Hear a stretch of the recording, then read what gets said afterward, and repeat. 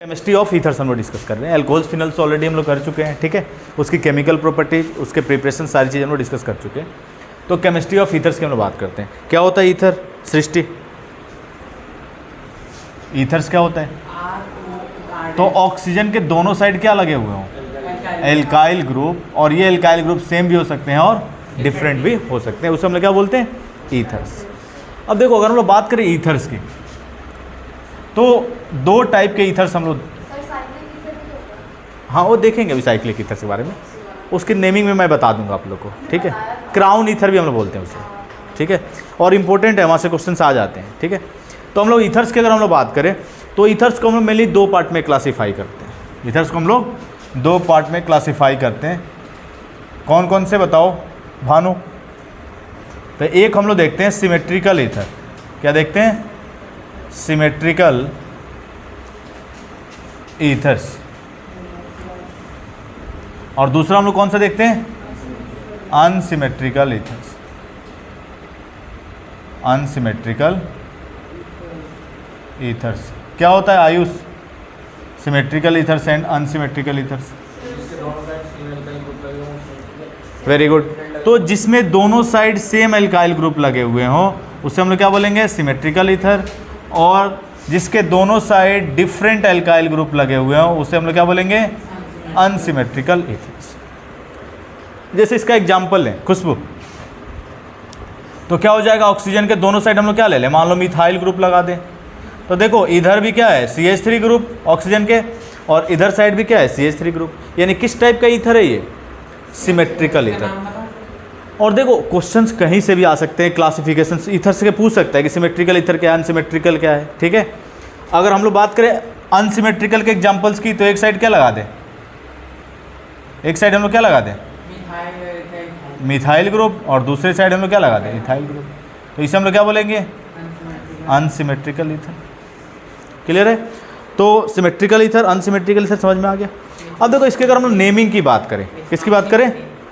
Naming की बात करें, तो देखो सिमेट्रिकल ईथर है तो इसमें तो कोई प्रॉब्लम ही नहीं है। जो लोअर एल्काइल ग्रुप है क्या लिखेंगे? एल्कोक्सी। इसको हम लोग क्या लिखते हैं? एल्कोक्सी। और ये एल्कोक्सी हमेशा हम लोग कहाँ लिखेंगे? प्रीफिक्सेस में। कहाँ लिखते हैं? प्रीफिक्सेस में। तो बताओ एक कार्बन है तो क्या लिखेंगे? मिथॉक्सी और मिथॉक्सी। और जो हायर एल्काइल ग्रुप है इसमें तो दोनों सेम है। अगर हायर होता तो हायर वाले को हम लोग क्या लिखते हैं? वर्ड रूट में। तो क्या लिखेंगे वर्ड रूट में कार्बन के लिए? Methoxy methane. अनसिमेट्रिकल में जो बड़े वाले होते हैं उन्हें पहले। तो ये आपका क्या हो जाएगा? IUPAC naming. क्या हो जाएगा? IUPAC naming. इसके लिए बताओ भानु। इथॉक्सी मीथेन गलत है। लोअर एल्काइल ग्रुप को हमेशा कहाँ लिखेंगे? प्रीफिक्सेस में। Methoxy ethane. क्या होगा? Methoxy ethane. Methoxy ethane. Methoxy ethane क्या होगा? Methoxy ethane. Bhanu, lower alkyl group को हमेशा हम लोग कहाँ लिखते हैं? प्रीफिक्सेस में। और प्रीफिक्सेस में क्या लिखते हैं? एल्कोक्सी। एक कार्बन है तो क्या लिखेंगे? मिथॉक्सी इथेन, ठीक है। तो इस तरह से हम लोग नेमिंग कर सकते हैं, मिथॉक्सी इथेन। क्लियर है? अब इसके अगर हम लोग कॉमन नेमिंग की बात करें, इसकी अगर हम लोग कॉमन नेमिंग की बात करें तो कॉमन नेमिंग क्या हो जाएगा? कॉमन नेमिंग क्या हो जाएगा इसका? तो अगर हम लोग कॉमन नेम की बात करें तो क्या लिखेंगे? Di methyl ether. Di methyl ether. और इसके लिए अगर हम लोग बात करें तो क्या लिखेंगे? Methyl ethyl ether. क्या हो जाएगा? Methyl ethyl ether. मिथाइल, हाँ ई को पहले ले लो, या ऐसे कॉमन नेम में कोई प्रॉब्लम नहीं। Methyl ethyl ether. Methyl ethyl ether. Common naming में कोई IUPAC नेमिंग थोड़ा ना कर रहे हैं, कोई प्रॉब्लम नहीं है। Methyl ethyl ether. और इस तरह से हम लोग क्या कर सकते हैं? नेमिंग कर सकते हैं। नोट कर लो, जल्दी से करें, फास्ट। आयुष साफ करें, ठीक है। तो ये आपका क्लासिफिकेशन है ईथर्स का। अब हम लोग इसके प्रिपरेशंस की बात करते हैं, ठीक है। तो नेक्स्ट हेडिंग डालो, प्रिपरेशन ऑफ ईथर्स। अब कैसे हम लोग प्रिपेयर करेंगे, ठीक है। Preparation of ethers. Preparation of ethers. अब देखो थोड़ा सा तुम लोग को यहाँ पे ध्यान रखना है प्रिपरेशन ऑफ ईथर में। फर्स्ट हम लोग देख रहे हैं by dehydration of alcohols. First method है by dehydration of alcohols, preparation of ethers. Alcohol, alcohols alcohol से जो होता है तो प्रिपरेशन ऑफ ईथर में पहला है फ्रॉम एल्कोहल, और एल्कोहल्स हम लोग कैसे प्रिपेयर कर सकते हैं? By dehydration of alcohols, bye dehydration of alcohols. तो फ्रॉम एल्कोहल से हम लोग, फ्रॉम एल्कोहल्स, तो एल्कोहल से हम लोग कैसे प्रिपेयर कर सकते हैं? By the dehydration of alcohols. Khushboo क्या होता है dehydration? Dehydration of alcohols. Dehydration क्या होता है? H2O का रिमूवल। लिख लेना है ब्रैकेट में, क्या होता है? H2O का रिमूवल। H2O का बाहर निकलना ही क्या है? डिहाइड्रेशन है। अब देखो यहाँ पे समझोगे, लिखोगे नहीं, समझ लो पहले। अब देखो होता क्या है, अगर हम लोग कोई भी आपका एल्कोहल है, जैसे हम लोग इथेनॉल ले लें, क्या ले लें? इथेनॉल। क्या है ये? इथेनॉल है। और इसका हम लोग रिएक्शन करा दें किसके साथ? कंसनट्रेटेड H2SO4 के साथ। H2SO4 क्या है? एक डिहाइड्रेटिंग एजेंट है। और हीट कर दें 443 केल्विन टेम्परेचर पे, 443 केल्विन टेम्परेचर पे, ठीक है। तो होता क्या है, यहाँ पे जो डिहाइड्रेशन होता है, कौन सा डिहाइड्रेशन होता है? Intramolecular dehydration. कौन सा डिहाइड्रेशन? इंट्रामोलिकुलर। क्या होता है आयुष? Intramolecular, intramolecular dehydration. होता क्या है, जब एक ही मोलिक्यूल से H2O बाहर निकलता है तो उसको हम लोग क्या बोलते हैं? Intramolecular dehydration. लास्ट क्लास में क्वेश्चंस भी किया था और इस टॉपिक पे हम लोग डिस्कस भी किए थे। तो यहाँ से क्या होता है? OH बाहर होता है अल्फा कार्बन से, और बीटा कार्बन से बॉन्डेड इलेक्ट्रॉन को छोड़ के कौन बाहर होता है? हाइड्रोजन। और अल्फा बीटा कार्बन के बीच में क्या आ जाता है? Double bond. और यहाँ से हम लोग को एल्कीन मिल जाता है। क्या मिल जाता है? एल्कीन मिल जाता है। क्लियर है? तो यहाँ पे हम लोग क्या मिल गया? एल्कीन। क्लियर है? हाँ, तो देखो अगर हाई टेम्परेचर पे रिएक्शन आप कराएंगे 443 केल्विन टेम्परेचर पे, तो इंट्रामोलिकुलर डिहाइड्रेशन होगा, बीटा एलिमिनेशन होगा, और क्या मिल जाएगा? एल्कीन। लेकिन अगर लो टेम्परेचर पे हम लोग रिएक्शन कराएं, क्या कराएं? लो टेम्परेचर पे रिएक्शन, और इसी इथेनॉल का हम लोग रिएक्शन 2 मोल इथेनॉल का हम लोग रिएक्शन करा दे, 2 मोल इथेनॉल का हम लोग रिएक्शन करा दे किसके साथ? किसी डिहाइड्रेटिंग एजेंट के साथ। किसके साथ? किसी डिहाइड्रेटिंग एजेंट कंसनट्रेटेड H2SO4 के साथ, और लेकिन 413 केल्विन टेम्परेचर पे। किस पे? 430। तो यहाँ पे क्या होगा? Intermolecular dehydration. यहाँ से OH बाहर होगा और यहाँ से H बाहर होगा, और यहाँ पे कौन सा डिहाइड्रेशन होता है? इंटरमोलिकुलर। कौन सा डिहाइड्रेशन? Intermolecular dehydration. और इस पर क्या फॉर्म हो जाएगा? तो अगर इंटरमोलिकुलर डिहाइड्रेशन करा दें, अगर इंटरमोलिकुलर डिहाइड्रेशन, तो हम लोग क्या मिल जाएगा? ईथर्स मिल जाएगा। क्लियर है? क्या मिल जाएगा? ईथर मिल जाएगा। तो सारा खेल किसका है? टेम्परेचर का है। अगर आप एल्कोहल का हाई टेम्परेचर पे डिहाइड्रेशन कराएंगे तो क्या मिल जाएगा? एल्कीन। और यहाँ पे बीटा एलिमिनेशन होगा, इंट्रामोलिकुलर डिहाइड्रेशन। और लो टेम्परेचर पे रिएक्शन कराएंगे तो क्या मिल जाएगा? ईथर। और ये टेम्परेचर जो है वो किसके लिए है? इथेनॉल के लिए है। किसके लिए? ये कौन सा एल्कोहल है आपका? इथेनॉल। तो ये इथेनॉल के लिए है, और कोई एल्कोहल होगा तो हो सकता है कि टेम्परेचर कुछ चेंजेस आ सकता है थोड़ा मोड़ा, ठीक है। तो उससे कंफ्यूज नहीं होना है। ये क्लियर है? कोई कंफ्यूजन है इसमें? नोट कर लो। तो ये हो गया, क्लियर है। तो हाई टेम्परेचर पे अगर हम लोग डिहाइड्रेशन कराएंगे तो क्या मिल जाएगा? एल्कीन, बीटा एलिमिनेशन होगा। जबकि यहाँ पे क्या होगा? इंटरमोलिकुलर डिहाइड्रेशन, और क्या मिल जाएगा हम लोग को? ईथर मिल जाएगा। अब देखो यहाँ पे समझोगे, इसे साफ करूँ। अब इसका मैकेनिज्म हम लोग देखते हैं कि कैसे होता है रिएक्शंस, देख लो। तो नेक्स्ट हेडिंग डालो मैकेनिज्म। मैकेनिज्म आयुष पता है? मैकेनिज्म बताया था इसके पहले भी तुम्हें?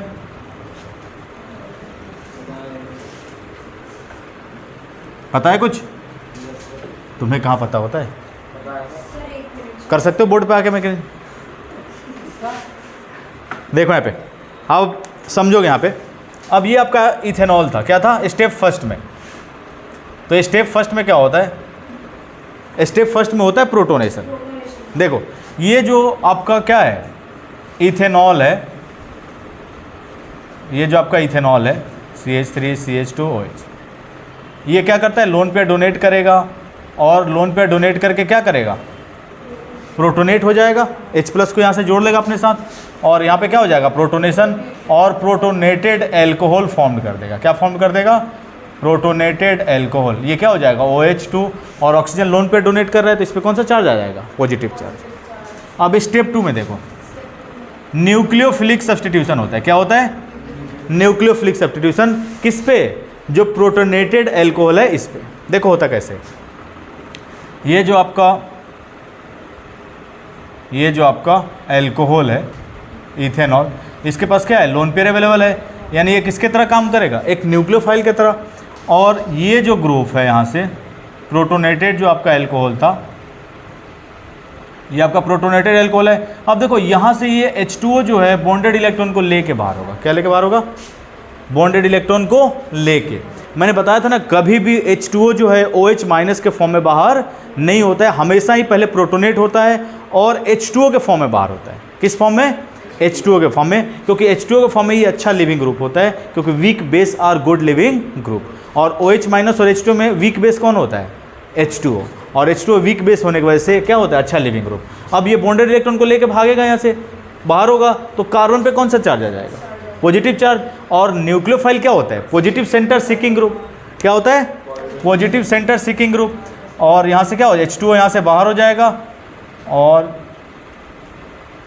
CH2, और ऑक्सीजन पे कौन सा चार्ज आ जाएगा, ये लोन पेयर डोनेट कर रहा है पॉजिटिव चार्ज, प्रोटोनेटेड ईथर बन जाएगा यहाँ से, प्रोटोनेटेड ईथर। और थर्ड स्टेप में क्या होता है, डी प्रोटोनेशन। स्टेप थर्ड में क्या होता है, डी प्रोटोनेशन। ये जो प्रोटोनेटेड ईथर आपको मिला है इसका क्या हो जाता है, डी प्रोटोनेशन। ऑक्सीजन पे प्लस चार्ज CH2 CH3, और इस ऑक्सीजन से एक हाइड्रोजन भी जुड़ा हुआ है। अब हाइड्रोजन क्या करता है, बॉन्डेड इलेक्ट्रॉन को छोड़ के यहाँ से बाहर हो जाता है, H+ के फॉर्म में क्या हो जाएगा बाहर। अब ये क्या करेगा, एक इलेक्ट्रॉन गेन करेगा तो ऑक्सीजन पे जो पॉजिटिव चार्ज हो क्या हो जाएगा, न्यूट्रलाइज हो जाएगा, और हम लोग क्या मिल जाएगा, इथॉक्सी ईथेन मिल जाएगा। क्या मिल जाएगा, इथॉक्सी ईथेन। है कोई कन्फ्यूजन। और कैटलिस्ट का काम क्या होता है, रिएक्शन को कराना और एज इट इज फॉर्म में फिर क्या हो जाना, बाहर हो जाना। ठीक है, तो हम लोग इस तरह से क्या करा सकते हैं, इंटरमोलिकुलर डिहाइड्रेशन करा के क्या फॉर्म कर सकते हैं, ईथर फॉर्म कर सकते हैं। मैकेनिज्म नोट कर लो। ठीक है यशवर्धन, आगे आ जाए करो थोड़ा सा। ठीक है, नेक्स्ट है second Williamson synthesis. Second method कौन सा है, विलियमसन सिंथेसिस। ये ऑलरेडी मैंने बताया है आपको, कहाँ पे, जब हेलोल्केन्स हेलोरिन्स हम लोग पढ़ रहे थे उसमें न्यूक्लियोफिलिक सब्स्टिट्यूशन हम लोग देख रहे थे, तो वहाँ पे मैंने बताया भी था कि हम लोग आगे डिस्कस करेंगे। कहाँ पे, एल्कोहल्स फिनोल्स ईथर्स के अंदर इसको डिटेल में हम लोग पढ़ेंगे। वहाँ पे मैंने बताया था कि विलियमसन सिंथेसिस होता क्या है। ठीक है, सिर्फ इंट्रोडक्शन दिया था। तो सेकंड मेथड है आपका method of preparation of ethers में विलियमसन सिंथेसिस। विलियमसन सिंथेसिस समझोगे, लिखोगे नहीं, पहले समझ लो विलियमसन सिंथेसिस। अब देखो विलियमसन सिंथेसिस होता क्या है, किसी भी एल्काइल हैलाइड का हम लोग रिएक्शन करा दें, किसी भी एल्काइल हैलाइड का हम लोग रिएक्शन करा दें, किसके साथ, सोडियम एल्कोक्साइड के साथ। किसके साथ, सोडियम एल्कोक्साइड के साथ, और इन द प्रेजेंस ऑफ, किसके प्रेजेंस में, ड्राई ईथर। किसके प्रेजेंस में, ड्राई ईथर के प्रेजेंस में, या कोई सोलवेंट भी तुम लोग ले सकते हो। ठीक है, तो यहाँ से क्या होता है, हाइड्रोजन बाहर होगा और ये न्यूक्लियोफाइल आके क्या हो जाएगा, और Na के साथ क्या बाहर हो जाएगा, X, और इस तरह से हम लोग क्या मिल जाता है, ईथर फॉर्म हो जाता है। तो किसी भी एल्काइल हैलाइड का हम लोग रिएक्शन करा दे, किसके साथ, किसी भी एल्काइल हैलाइड का हम लोग रिएक्शन करा दे, किसके साथ, सोडियम एल्कोक्साइड। RO- को हम लोग क्या बोलते हैं, RO- को बोलते हैं एल्कोक्साइड, सोडियम एल्कोक्साइड के साथ। क्लियर है, तो इस तरह से हम लोग क्या मिल जाता है, ईथर मिल जाता है। अब इसके कुछ फीचर्स हैं जो हम लोग देख लेते हैं एक एक करके, पहले समझोगे फिर लिखोगे। अब देखो इसके हम लोग फीचर्स की बात करें, विलियमसन सिंथेसिस रिएक्शन के फीचर्स की अगर हम बात करें तो क्या होता है फीचर्स। देखो अगर हम लोग बात करें तो कोई भी अगर एल्काइल हैलाइड है, फर्स्ट फीचर्स, कोई भी आपका एल्काइल हैलाइड है और इसका हम लोग रिएक्शन करा दें किसके साथ, सोडियम एल्कोक्साइड के साथ, तो आपको पता है कि आसानी से यहाँ पे क्या हो जाता है, न्यूक्लियोफिलिक सब्स्टिट्यूशन, और हम लोग क्या मिल जाता है, ईथर मिल जाता है। ये आर ग्रुप सेम भी हो सकते हैं और डिफरेंट भी हो सकते हैं। लेकिन अगर हम लोग हेलोएरिन ले लें, क्या ले लें, हेलोएरिन, और इसका अगर हम लोग न्यूक्लियोफिलिक विलियमसन सिंथेसिस कराएं, इसका रिएक्शन हम लोग करा दें सोडियम एल्कोक्साइड के साथ, तो यहाँ पे रिएक्शन नहीं होता।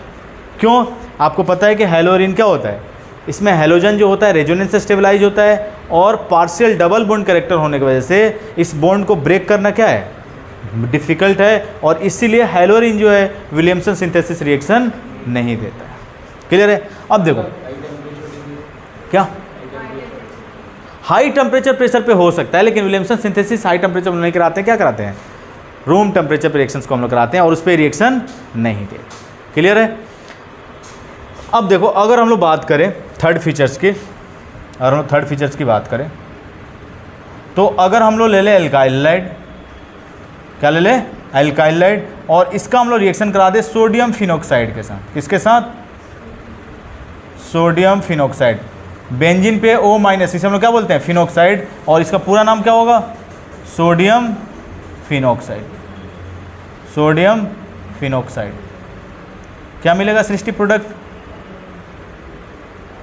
तो अगर सोडियम फिनॉक्साइड के साथ रिएक्शन हम लोग करा दें तो होगा क्या, यहाँ से हेलोजन बाहर होगा और ये न्यूक्लियोफाइल की तरफ फिनॉक्साइड आयन क्या हो जाएगा, आके सब्स्टिट्यूट हो जाएगा R के साथ, और हम लोग को यहाँ से क्या मिल जाएगा, फिनोलिक ईथर, क्या मिल जाएगा, फिनोलिक ईथर मिल जाएगा, और प्लस NaX।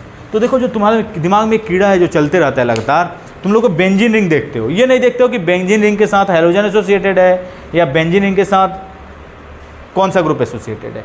अगर सोडियम एल्कोक्साइड होगा तो ये आसानी से विलियमसन सिंथेसिस रिएक्शन देगा। आपको पता है ये आयनिक है, आसानी से Na+ और PHO- में टूट जाएगा फिनॉक्साइड आयन में, जबकि ये जो है इसमें क्या होगा, रेजोनेंस से स्टेबलाइज हेलोजन है, ये CX बॉन्ड को ब्रेक करना क्या है, डिफिकल्ट है।